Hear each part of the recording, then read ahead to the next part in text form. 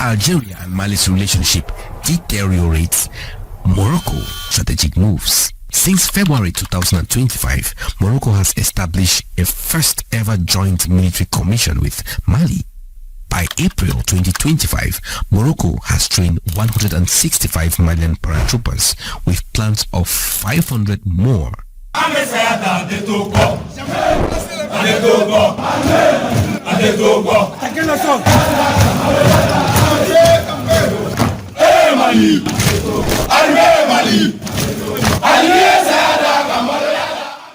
You need to understand something very crucial.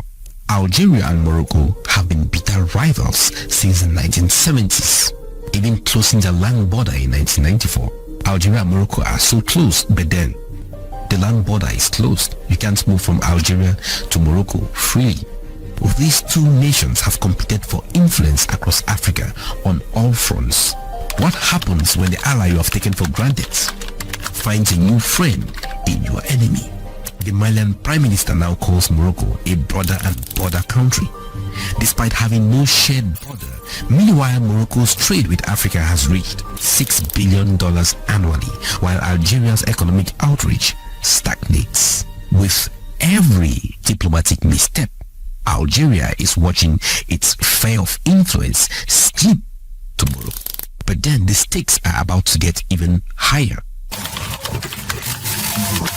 We are hoping is that lots of the kind of strategic influence that Morocco has been able to achieve over the past few days will be coming to Lagos, will be coming to Abuja in the next couple of months. And, this is great for technology, innovation, AI, our young tech-savvy individuals in the country and on the continent being able to kind of foster this innovative ecosystem. So it's been absolutely fantastic. And of course, I know our viewers have been watching the reports that I've been sending.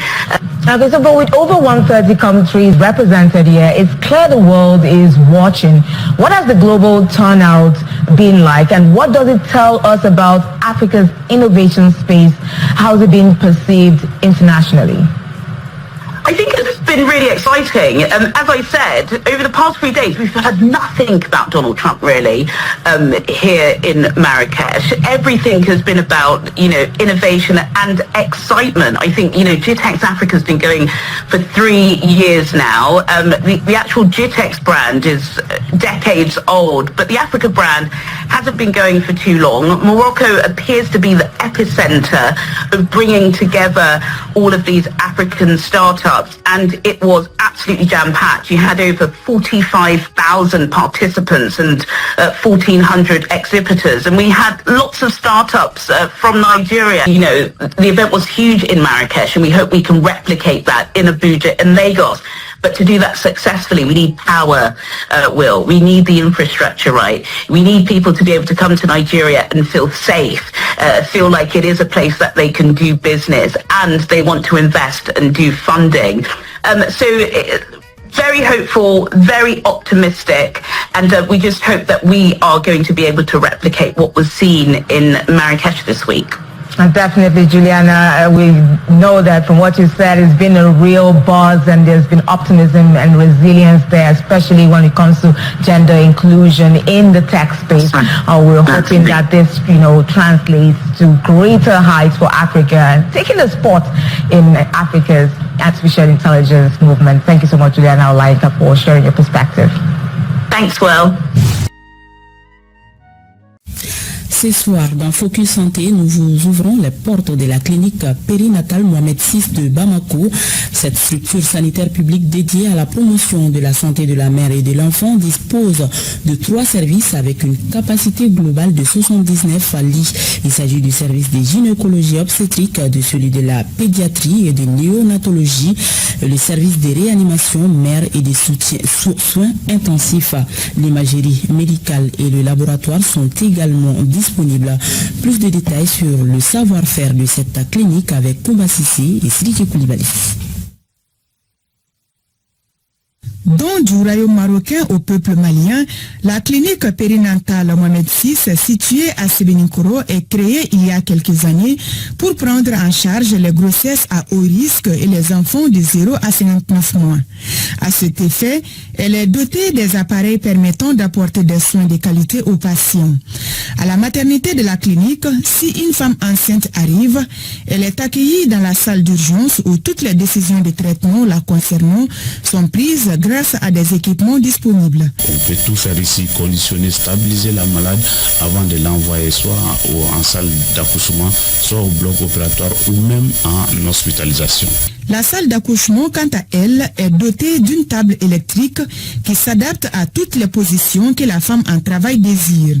Au cours de l'enfantement, les équipements nécessaires sont là pour contrôler l'état de la femme ainsi que du futur bébé et signaler un danger quelconque.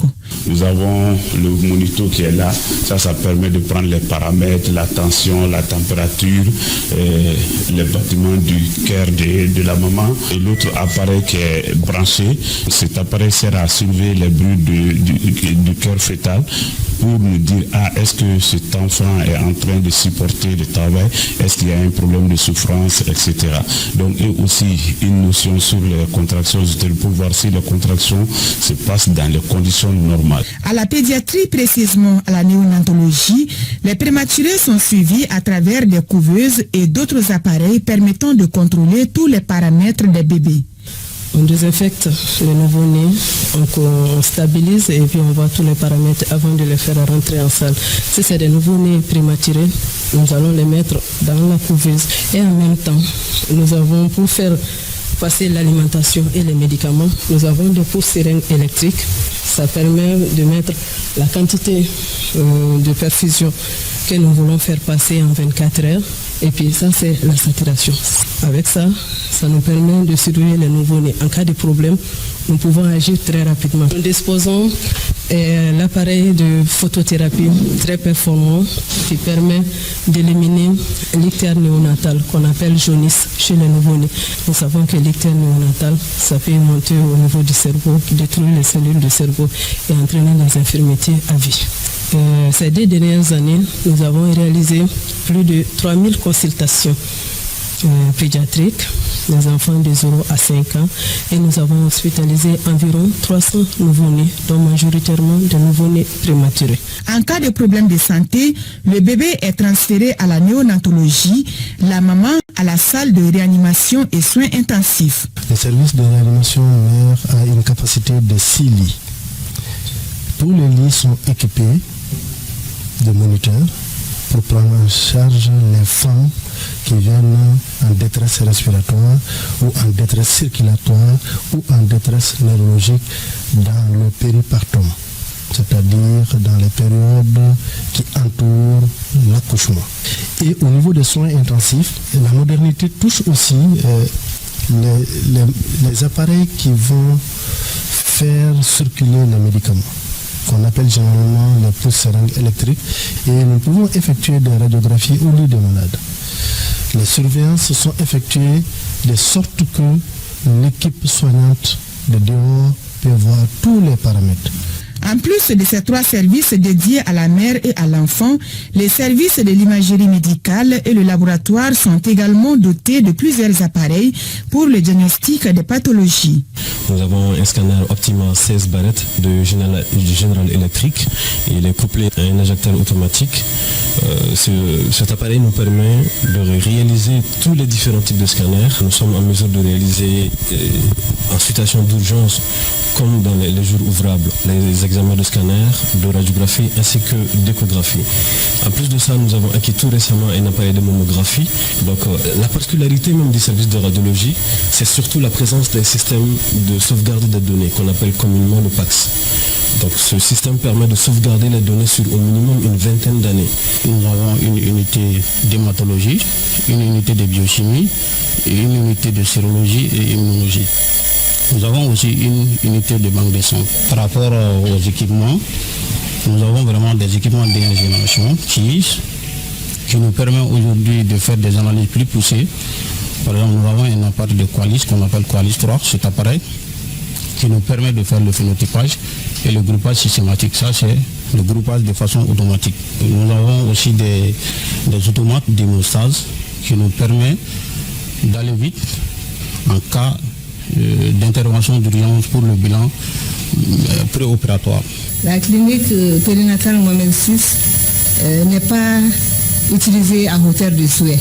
Pour la plupart de la population, donc ils pensent que nous sommes une structure privée. Or, tel n'est pas le cas. Nous sommes là au même titre que les autres structures publiques. Donc la population doit savoir cela pour pouvoir l'utiliser à bon escient.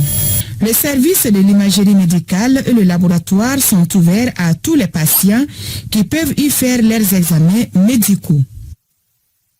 Et puis dans la cité de Sia, à Bobo-Dioulasso, donc la 5e édition de la foire marocaine a officiellement ouvert ses portes.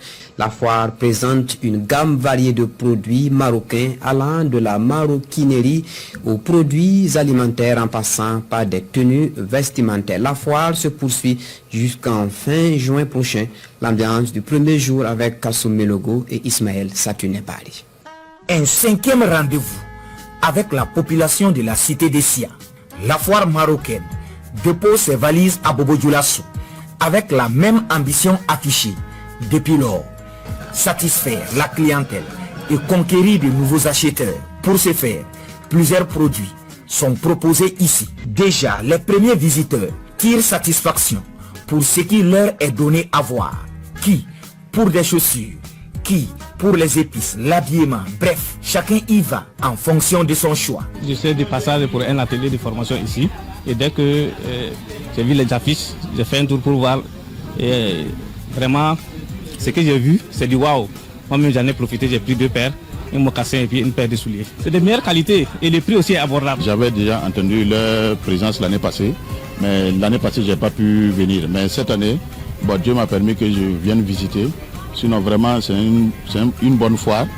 Voilà, vraiment c'est très bien parce que les coûts sont déjà très réduits. Voilà, ils font des promos jusqu'à 25 allant de 50%. Voilà, et également ils ont des produits cosmétiques. En tout cas, tout est intéressant et puis on voit que le prix aussi est abordable. Bon, moi j'ai pris ceinture avec et les chaussures en cuir. En tout cas, ils ont des bonnes qualités, des bonnes chaussures, des ceintures. Je vais prendre les chaussures plus les ceintures avec, bon, il dit qu'il y a des vestes et puis il y a des pantalons de l'autre côté. Je vais aller vous visiter voir. La foire marocaine est prévue s'étendre jusqu'au 1er juin prochain, selon les limites des stocks disponibles. Les Bobolais sont donc encouragés à faire un tour à la Maison de la Culture, Monseigneur Anselme Titiama Sano,